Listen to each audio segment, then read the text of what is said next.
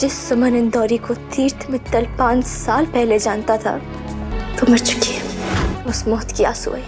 सुमन और तीर्थ की कहानी में पहले तीर्थ ने मुझे जलाया, लेकिन अब मैं लौटी हूँ उसे जलाने के लिए। ये सुमन इंदौरी राख से उठकर आई है उसे खत्म करने के लिए, तीर्थ मित्तल को।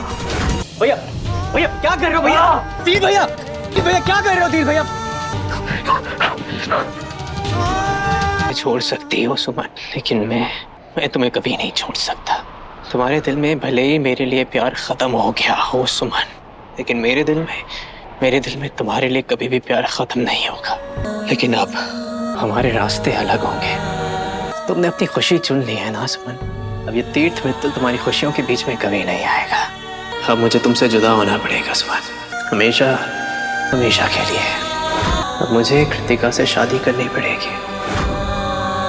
सुमन इंदौरी के आने वाले एपिसोड में एक अलग ही ट्विस्ट देखने को मिलने वाला है। यहाँ पर भाई सुमन को मिल जाती है बेल, मतलब जैसी वो जेल में जाती है तो यहाँ अब सुमन को किसी तरीके से विक्रम छुड़ा लाएगा। देविका फंसा लेती है सुमन को, लगता है कि अब वो जेल के अंदर चली जाएगी, लेकिन विक्रम की एंट्री देखते ही ना यहाँ पर तीर्थ और देविका के होश उड़ गए। उनको तो भाई लग ही नहीं रहा था कि ऐसा कोई आदमी भी आएगा जो सुमन को बचाएगा। कहीं ना कहीं देविका को पता था कि किसी का हाथ जरूर है, लेकिन इस समय आएगा, क्योंकि यहाँ तो वो पेपर्स वगैरह साइन कराने वाली थी और सुमन से सब कुछ छीनने वाली थी, लेकिन अब तो कुछ उल्टा ही हो गया। अब विक्रम आता है, विक्रम यहाँ पर हाथ पकड़ के ले जाता है सुमन को और इसी बात को लेके तीर्थ उसके घर पहुंच जाता है।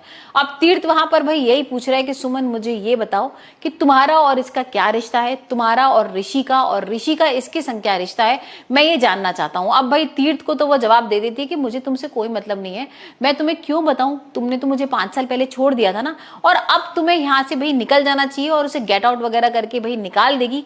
कहीं ना कहीं अब तीर्थ का दिल टूट गया है। तीर्थ भाई इंतजार में था कि सुमन आएगी और सुमन मुझे बचाएगी, और यहाँ पर देविका का जो चल रहा है सारी चीजें वो तो हम देख ही रहे ना। देविका किस तरीके से अखिल को कभी भी थप्पड़ मार देती है, तीर्थ से बदतमीजी करती है, पूरा उसने अपना घर को जो भी है उसकी वो मालकिन बनी हुई है। तो सबको पता ही है कि भाई देविका क्या कुछ कर रही है। तो कहीं ना कहीं तीर्थ अपने घर वालों के लिए डरा भी हुआ है कि अगर मैं अपोज में किया इसके तो भाई ये मेरे घर वालों को छोड़ेगी नहीं। लेकिन यहाँ पर अब भाई सुमन ने तो बता ही दिया है कि मैं कौन हूँ, मेरा क्या रिश्ता है, लेकिन अब वो पहुंच जाएगी कृतिका से बदला लेने। सुमन जाएगी, उसकी जोर से विंडो पर पत्थर मारेगी और वो कृतिका के सर में लगेगी और कृतिका के निकल जाएगा खून।